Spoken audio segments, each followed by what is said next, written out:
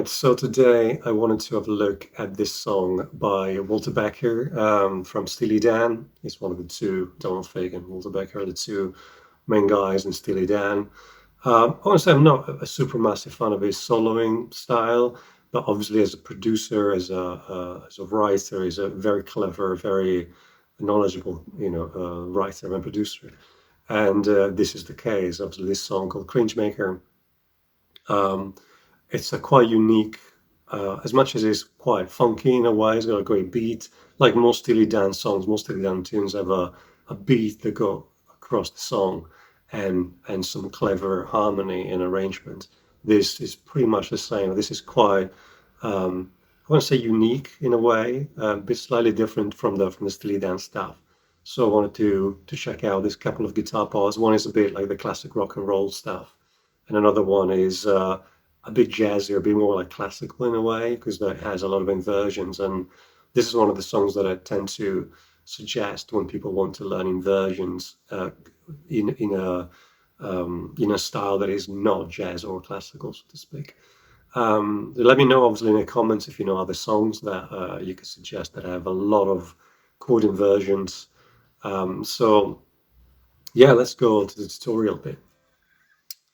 Okay, well, let's just have a quick look at how this riff works. The first part, obviously, is in E, and it's a bit of like a rock and roll. So I'm playing the open E, and I'm playing the B, C sharp, and D on that A string, second, fourth, and fifth fret. You can do it by shifting the ring finger or playing with the little finger. And then I'm playing, I'm not totally sure here, though, how he plays it, but either he slides up to the E on the A string on the seventh fret, or the second fret of the D string.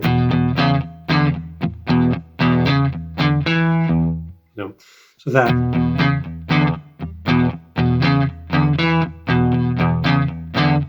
Then the next two chords are C sharp minor 7 and D minor 9. You have this quiet, this, probably do it this way as well. There's different variations of that, but to me that's a very similar sound. I prefer that C sharp minor 7, the D minor 9.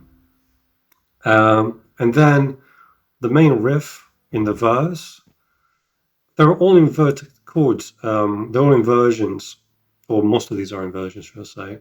So, well, the first one is A over C sharp. So the C sharp is on the E string. I will put these all on the screen. Then I have G over B. Then F over A.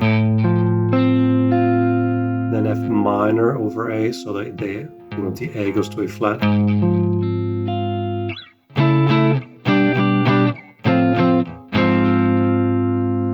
Then it moves, let's call them bottom three fingers. So that would be E over G sharp. And then I will have F sharp 7. Get quite a, classic bar chord. Then D over F sharp. And then this is the chord I hear. So like it's an F minor 13. So, and then it goes back to the main riff.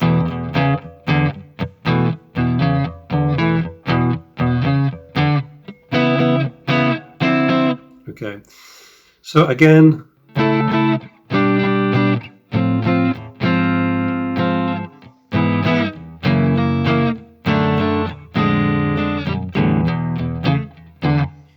yeah, I think it's a very cool, something quite quirky, very unusual, to write something along these lines this big, so I thought I'd share it. Okay, so yeah, a short video, obviously, and I hope you enjoyed it. I hope it was of help. And again, if you have any comments or questions, leave them in the comment section. And as always, share, subscribe, and all that. Yeah, take care. Bye bye.